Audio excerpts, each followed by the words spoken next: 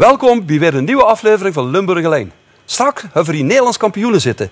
De drumband van Sint Cecilia uit Grevenbeek die hebben namelijk de Nederlandse titel in de wacht gesleept. En voor zo'n klein dorpje, voor zo'n klein gemeenschap is dat natuurlijk fantastisch. Maar we beginnen met een van de bekendste verenigingen van Nederland, mag ik met de gerustheid zeggen, de Maastrichter Staar. En waarom hebben we ze nu uitgenodigd? Omdat er perikelen worden. Althans, ik heb dat in de gezet gelezen. En als ik nu eens bij één vereniging hier in Limburg geen perikelen verwacht, dan is het wel bij de Maastrichter Staar. Welkom Danny, welkom Paul. Danny, dik is bestuurslid. Dankjewel. Kunt je mij uitleggen, waardoor zijn die perikelen nu allemaal in die gezet terechtgekomen? Want ik heb bestuurscrisis heb ik gehoord. Daar wordt geen discipline meer. Ze mogen niet meer drinken. Dat kent toch niet bij de Maastrichter Staar, Danny? Nee, ik denk ook dat, als je me toestaat om dat in Maastricht te zeggen, de zaak probeer uit te leggen en enigszins te nuanceren. Wat er feitelijk gebeurd is dat er verschil van inzicht is ontstaan over de uitvoering van het beleid. Als intro kan ik zeggen dat we een omvangrijk beleidsplan hebben geïmplementeerd. Dat is op nagenoeg alle actiepunten geaccepteerd en geïmplementeerd. En daar waar het ging om een gedegen voorbereiding voor onze concerten. We zien een concertkoor met ongeveer 20 avondvullende concerten door heel Nederland en daarbuiten. Daar waar het om een gedegen voorbereiding ging, waren de leden het niet volledig eens met het bestuur en het bestuursbeleid. Ondanks het feit dat het beleidsplan wel was goedgekeurd. En het bestuur heeft gemeend bij herhaling de mensen ervan te moeten overtuigen. Daar waar wij op een semi-professioneel niveau proberen te acteren. Om toch tegemoet te komen aan de wensen die het bestuur uiten. En dat bleek voor veel leden niet, laten we zeggen, aanvaardbaar. En naar aanleiding daarvan heeft het bestuur gezegd, wij treden terug. Gunnen graag andere leden en een ander bestuur de gelegenheid om dit wel waar te maken en te implementeren. En dat zal een en ander zal geëffectueerd worden op 11 april. Ja. Maar hoe kan ik me voorstellen, Paul Vonke, toch al sinds jaren dag gerenommeerd koordirigent en ook al sinds jaren dag dirigent bij de Staar, dat stichthuisdirigent op een hele rare manier tussen moet staan. Ja, dat is altijd de spagaat hoe in zit natuurlijk als dirigent. Hè. De best, toch biedt het gezicht naar boete van de Staar. Maar het best natuurlijk ook in dienst van de leden en het bestuur. Dus dat is voortdurend voorzichtig manoeuvreren tussen inderdaad beleid wat is vastgesteld, gevoelens en cultuur wat leeft binnen een vereniging. Dus ja, dat deed af en toe pijn in het. Maar het was een beetje koud. Ik ging in het nieuws toch iets over zeggen. En dan heb ik nog gezegd, het is niet aan Paul. Maar ik heb altijd een beetje een hekel als verenigingsmannen aan besturen die op de stoel willen gaan zitten van de artistiek leider, in dit geval de dirigent. Zo had ik die column geïnterpreteerd. Inderdaad, dat was mijn reden voor naar dicht te reageren. En goed, dat is een verwijdering. Dat is weer wel zo sportief om te zeggen, jongens, kom dan naar de studio. Dat vind ik dan ook heel fantastisch. Want we dragen natuurlijk de Staar een goed hart toe. Maar even terug en dan ronden we die perikelen af. Wie staat je erover? Heb je er nu bestuur? Heb je nu je voorzitter? Ja, dat is een voorbereiding. We hebben uit de leden geformeerd een projectgroep. En die projectgroep is doende een nieuw bestuur en mogelijk een aanpassing van het beleidsplan te voorzien. Per diezelfde datum als net gezegd. En wat ik tot nog toe kan zeggen is dat naar alle waarschijnlijkheid het beleid en het beleidsplan zoals geaccordeerd nagenoeg intact blijft. Dus laten we zeggen, het streven naar het hoogst mogelijke, dat blijft. En ze zijn op dit moment, die projectgroep, zoekende naar een aantal, laten we zeggen, mensen die bestuursfuncties willen aanvaarden. Maar wat me wel verbaasd, moet ik toch even vrij uitspreken, alsof we zijn bij elkaar. In een van die beleidsstukken heb ik gelezen, hou ik het goed, ik vroeg dat maar aan de dirigent, dat voor een optreden geen pils gedronken mocht worden. Paul, dat zou voor mij een reden zijn om niet naar die vereniging te gaan. Oké. Wie zit dat? Nou ja, het bestuur is van mening, en ik ken eigenlijk niet anders dan dat onderschreven, dat, kijk, we hebben het voorrecht om op de bekendste podia in gans Nederland en ook de boete, maar met name in Nederland, Concertgebouw, de Doelen, Musisch Sacrum, noem ze maar op, te mogen acteren. En dat is natuurlijk het, als ze daar van een zaal van soms 400, 600 lui steeds te zeggen van lui die daar 24, 30 euro voor neertellen. Dan moest ze gewoon een groot concert neerzetten. Dan moest gewoon een topprestatie. Ja, maar ik ken koperblazers, ik ben zelf ook niet geweest. Die moest zich het gedronken hebben om de motor aan de gang te krijgen. Dat is toch weer eerder, dat kan toch niet uniform zeggen, dat mag niet. Oké, maar dat is een discussie die intern nog heel goed gevoerd moet worden. Maar Danny wil ook iets zeggen. Hij wil ook drinken. Ja, kijk, wat hem gaat is dat het bestuur, en ook, mag denk ik ook Paul daarbij noemen, dat veer propageren op een goede voorbereiding. En daarnaast heeft ieder als volwassen man en zeker mensen op leeftijd, zijn eigen verantwoordelijkheid. En op basis van dat gegeven hebben we de leden voorgelegd. Zorg nou ieder individueel en ook als groep dat wij goed voorbereid voor die topprestatie. Ik zou bijna zeggen voor de Europa Cup, die we 20 keer per jaar spelen. Nee, laten we daar nu eens goed op voorbereiden. Ja. En in dat kader is misschien gerefereerd als exemplarisch voorbeeld, laten we nou matigen met alcohol. Wordt er zoveel gedronken in de staat? Nee, helemaal niet. Nee, dat dacht ik ook. Ik heb het vaak gezien. Ik heb het probleem nooit herdenkt. Maar laten we nou even dit afronden. Misschien moeten we toch even naar de staar gaan loesteren. En we hebben een prachtig fragmentje gekozen. Wordt samen met een van de beste harmonieën van de wereld. Misschien wel de beste. Die hebben het laatste wereldmuziekconcours gewonnen. Saint-Cécile van Eijsden aan het musiceren zijn. Laten we dan eens even naar loesteren.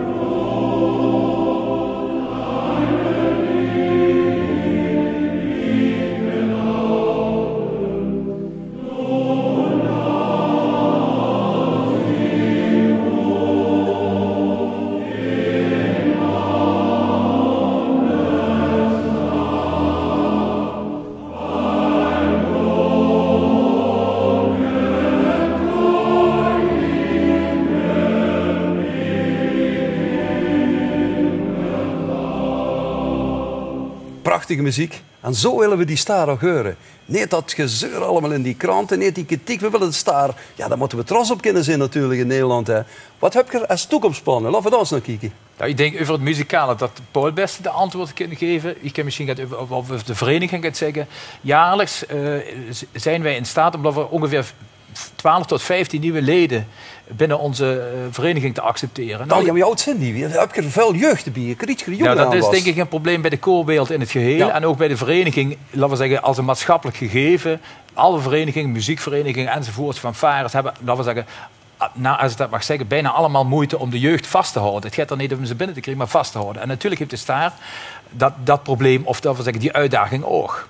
Wat we gericht doen, is jaarlijks doen we een aantal concerten gecombineerd met een ledenwerfactie. Dat is in de meeste gevallen succesvol, zoals ik zeg. 12 tot 15 leden jaarlijks die al achtereenvolgens eerste koorschool bij ons volgen. Kregen allemaal een zangopleiding, zowel theoretisch als praktisch. Doen een examentje, hoe raar dat ook in deze tijd mag klinken. En zien vervolgens volwaardig staarlid. Want voor hetzelfde geld stond je weer dadelijk met André Rieu op het podium. Ja, dat heb je natuurlijk ook dat weer. Recent, 1 en 2 januari, hebben we nog met Rieu in Keulen gestaan. Dus dat is eigenlijk, laten we zeggen, een heel vaste relatie, laat ik het zo zeggen. Dan moet je vooral ook uitbuiten vinden van dingen. Natuurlijk, ja. Paul, dat slot even met ik. Hoe wil je de muzikaal met de staar rijden?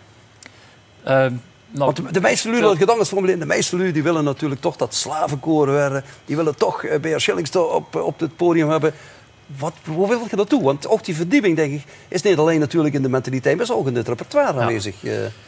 Nou, laat duidelijk zijn, de sterke punten, en dan noemt Ber inderdaad als een van de meest uitnemende stukjes kwaliteit van de staar, niet verloochenen. Maar dan moest er even gewoon ook de rol die ze hebben als uitnemend koor, een koor wat eigenlijk gaat meer in de publiciteitstijd, gebruiken gewoon om ook de andere kant van de staar te laten zien. Dus in ons concerten laten we ook veel onbekend repertoire horen, wat eigenlijk niet door veel mannenkoren wordt gezongen.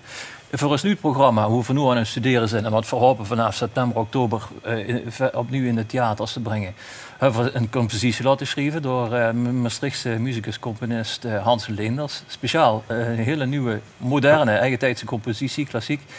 Een geweldig stuk, ben ik enorm met in mijn nopjes. En zowel voor oog in een concert, zowel de staar op een andere manier te horen, maar uiteraard ook stukje herkenning. En als we al meerdere toegiften geven, ik kan niet ontkennen, er zitten 12 rovers er af en toe ook nog wel weer. Moet erin blijven houden. Absoluut. Heren, ik dank u. Danny, bedankt. Dankjewel. Paul, bedankt. Dankjewel. En we willen natuurlijk alleen nog maar positieve dingen reizen.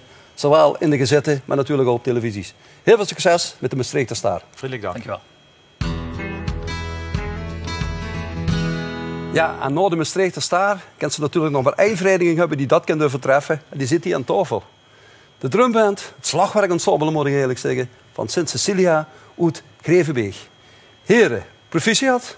John Maassen, de voorzitter van de club, maar ook nog tambourmeester. En Michel Mordang, de instructeur van de club. Ja. Heren, proficiat, want je hebt nogal gaat gepresteerd. 95 punten gehaald, dat is bijna het maximale haalbare tijdens de Nederlandse kampioenschappen. Hè?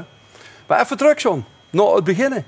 Want jij was een van de eerste drumbands die überhaupt in Limburg die gestart zijn. Hè? Vandaar dat we natuurlijk extra aandacht hebben voor die van Beeg. Hè? Ja, wanneer is dat ooit begonnen, John? Nou, kijk, Cecilia, de Harmonie in Cecilia is in 1900 opgericht. En begin 60er jaren, dan komt door die kentering dat zo'n harmonie of fanfare begeleid moest worden met een drumband op straat.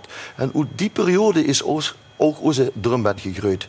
Want we bestaan in 2012 hebben we het 60-jarig bestaansfeest. Dat was een van de eerste in Limburg, hè? Ja, we zijn waarschijnlijk een van de oudste drumbands in Limburg. Zeg, en geraden naar Matador, dat toen startte, hè? August Tisse. Ja.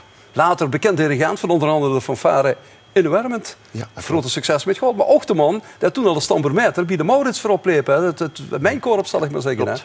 Dat man heeft toch ook veel betekenis gehad voor zo'n... Hij heeft gewoon aan de basis gestaan aan de drummen, zodat wat er nu tot er nu is gegroeid. Het is namelijk zo dat toen zijn er veel pioniers geweest die dat stokje hebben opgepakt. En August Tisse wordt daar één van. Ja, geweldig. Ja. Michel, misschien meeste jullie die denken nog een drumband. En dat zijn natuurlijk jullie die uit die traditionele harmonie en fanfarewereld voorkomen. Een dikke trom, een dieptetrom en een klein trom. Maar dat is inmiddels veranderd in Grevenbeek, hè? Ja, dat klopt. En het is natuurlijk een hele evolutie wat slagwerk heeft doorgemaakt. En eigenlijk kent ze een slagwerkensemble het beste vergelijken met een compleet orkest. Zoals bijvoorbeeld of we wel een blaasorkest of een symfonieorkest neemt. Dan kent ze de melodische slagwerkinstrumenten verdelen in de marimbas. Dat kennen dan oftewel de violen of de houtblazers hier, in welk orkest dan ook. En dan hebben ze de metalinstrumenten, de vibrafoon, de klokkenspel, buisklokken, noem maar op. Dat zijn de koperblazers. En de pauken die zijn natuurlijk in alle orkesten aanwezig. En natuurlijk de rest van het slagwerk, wat eigenlijk tot in het oneindige aangevuld kan worden. Want je kunt ze overal op spelen, op trommelen, op houden en dan hebben ze geluid. En er worden heel veel specifieke geluiden nog uitgevonden en weet ik wat om de sfeer nog beter te maken. En dat is slagwerk. We kunnen er heel lang over praten. We moeten het eigenlijk even gaan bekijken. Want je hebt op die kampioenschappen, op die Nederlandse kampioenschappen, heb je zelf opnames gemaakt. En die heb je ons ter beschikking gesteld. Dus ik zou zeggen, laat Limburg ons van genieten. We gaan eens even naar kijken en naar luisteren. Mooi.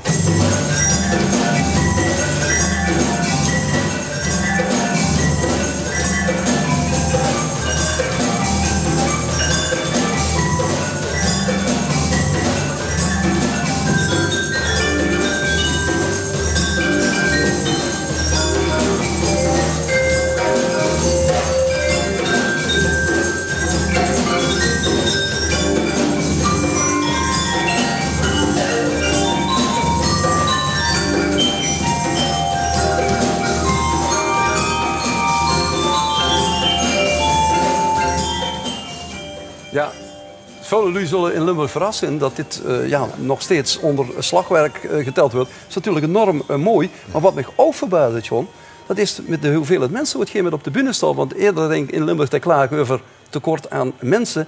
In Grevenbeek speelt dat blijkbaar niet bij jullie. Ja, ik verbaas me er zelf ook eigenlijk over. Maar het is zo dat op dit moment kennen we ons verheugen het feit dat we gewoon een hele hoop lui erbij hebben. Mede door de melodische slagwerk wat we hebben, dat het ook aantrekkelijker is om daar wat in te doen. We hebben zelfs 4 leden nog in de wacht zitten die we even hebben moeten laten wachten tot het Nederlands kampioenschap voorbij is. Dus je staat nog eens te trappen. Dat is ongelooflijk. Dat is inderdaad ongelooflijk. En die willen net zo lang bij Aurora meedoen, want ik moet zeggen, die andere vereniging van David, dat denk ik niet zo goed. Zo gaan ze niet hebben, hè? Zeg Michel, even heel serieus weer. Wie komt hier aan het repertoire? Want je hebt op de Nederlandse kampioenschappen heb je natuurlijk 2 stukken gespeeld met eigen solisten. Dat is natuurlijk ook heel uitzonderlijk. Die het hier als het ware omringd hebt door de klank. Ja. Wie bepaalt je dat repertoire? Want dat is toch ook een sinecure? Nee, oké, repertoire zo gaat als instructeur. En ik denk dat heel veel collega's van mij dat ook doen. Toen moest je gewoon veel luisteren, cd's, concerten, YouTube is ook een grote bron. En ik heb heel veel werk in mijn hoofd zitten. En op een gegeven moment, wanneer ik in een groep heb, hoe ik denk van, goh, dat werk toen der tijd, bijvoorbeeld het eerste wat we gespeeld hebben, was Pictures in a Mirror van Vincent Cox. En dat heb ik 2003 gehoord. En dat vond ik een super stuk. En ik denk, dat ga ik ooit eens maken. Ja, en wie ik dus in Grevenbeek begon, had ik gezegd van ja, dit is Pictures in the Mirror, is voor Grevenbeek geschikt. Maar die mensen moeten dat ook nog willen, hè? Ja, oké, dat klopt. Want dat is vaak een tegenstrijdigheid dat een dirigent, ook natuurlijk door zijn vakmatigheid, vaak voorlijk op het denken en het muzikale van leden. Hè? Maar vandaag de dag hebben we natuurlijk een stuk laten huren. Dat is een DVD. Ja. Met de drumband van Dieter toen de tijd gespeeld, onder leiding van Joost Sinze. En ik vond dat een geweldig werk. En we hebben dat in Grevenbeek heb ik dat eerst John voorzichtig en zwerm gemaakt. En dan natuurlijk de rest van de matadoren. En, bijzonder is dat makkelijk, want dat wordt voor even de wie vertellen. Hij is natuurlijk jarenlang zelf de instructeur geweest. Hè? Dat lijkt wat gemakkelijker, John. Ja, dat is zo. Maar om een heel lang verhaal kort te maken, dat stuk wordt dus vrij goed ontvangen bij de drumband. En ik zei, oké, laten we mensen beginnen en kijken of we dat ook echt wel aan kunnen. Want dat is natuurlijk punt 2. En ja, God, met het stuk hebben we op de Limburgse hele hoge ogen gegooid. Nou, en de andere werken hebben we ook hoge ogen mee gegooid. Maar die worden muzikaal, daar kost nog geen aan gebeuren. En dat hebben we natuurlijk afgelopen concours rechtgezet. En op wat voor meneer, ik mag het nog eens herhalen, heren. 95 van 100, dat is nogal wat. En dan in tweede divisie, hè? Want je hebt een omslag gemaakt. Je hebt altijd in de hoogste divisie gespeeld, maar op een gegeven moment heb je gezegd, we willen melodisch slagwerk introduceren. Wie kwam dat over bij de leden, John? Ja, in eerste instantie komt dat niet zo geweldig over, mogen ze weten. Maar langzaam, wie die melodische instrumenten bijkomen, begon dat te groeien. Ze van, ja, dit is toch wel mooi. Dat stapje terug, dat gaan we wel weer goed maken op de volgende concours. Is ook gebeurd. Nou, meer dan dat, hè? Dus wat dat betreft. Maar we hebben ze langzaam maar zeker er warm voor weten te maken. En ze groten ook de klanken en de idiomen zijn veel omvangrijker. Interessanter, ook voor de mensen, om te loesteren, uiteraard. Ja. En dat is ook belangrijk, dat moeten we niet vergeten. Ja. Michel, het is natuurlijk hartstikke fijn, dat is een geweldige prestatie. Maar doe best beter dan wij dan ook. Na die prestatie is het des te moeilijker om die continuïteit te waarborgen. Wat voor uitdagingen stelt ze de drumband van Beek nu? Nou, ik heb er al een paar liggen, dus wat dat betreft is de toekomst... Onthulderend 2 zou ik zeggen, van de mooiste. Het is begonnen met de vraag van een drumband besteedt uit een grote trom en een tenortrom en trommels. Maar ik moet zeggen, ik heb Grevenbeek ook zien marcheren op een street parade. En ja, dat marcheren, dat is toch een onderdeel. En wie meneer Thijssen toen de tijd begonnen is, en du bent als tambourmeter, daar heb je een goede drumband achtergelopen en een grote drumband, heb ik tegen John gezegd, ik zei, John Loester, ik zei, we kunnen natuurlijk wel 4 jaar wachten om op concours te gaan, maar ik vergunt marsconcours doen. En dat heb ik natuurlijk, ik zeg het nu wel, het is nog toekomstmuziek. Weten ze het al? Want ze zitten, gedeelte zit al, hè? Ja, sommigen weten het, maar dat is verteld achter glas beer. Dus ik weet in hoeverre iets is hangen gebleven. Maar ik vind Grevenbeek fantastisch marcheren. En ik denk dat we er ook hoge ogen mee kunnen gooien. En u kent natuurlijk een slagwerkensemble. Zo gechiks maken, zo'n muziek, zo'n Taser Fives van Henk Martens met vibrafoonsolist Rick Maas. Super gespeeld. En natuurlijk het tweede werk uit de film Rain Man met Ardi Deus op sopraansax. Dat was geweldig, we hebben alles. Lof het gebroken. Maar, nog even terug to de basics. Marcheren. Ja, vind ik geweldig. Ik ben benieuwd. Ja, ik ben benieuwd, want die discipline, dat blijft ook belangrijk, denk ik. Voor of ze nou een koorbes of een harmonie, discipline blijft belangrijk. Ja. Heren, ik dank u en ik spreek nogmaals met respect uit dat Geer als Beeg zo geweldig hebt kunnen presteren. Mijn dank. Geer, bedankt voor ieder zinnen. Ja. Weer sluiten we hiermee af. Volgende donderdag is er weer een Limburgerlijn. Alleen dan niet met mij, maar met mijn collega Wendy Segers. Tot donderdag, tot Limburgerlijn.